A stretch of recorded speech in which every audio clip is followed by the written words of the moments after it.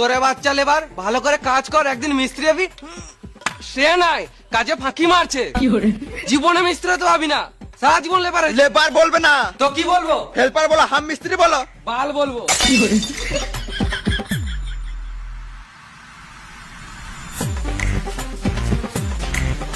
ইট দার মশলা দে। আমি ইট বালা কিছু দিতে পারবো না, আমি ইট গাঁথবো, মিস্ত্রি হবো। তুই বললে মিস্ত্রি হয়ে যাবি নাকি? কাজ করতে জানিস?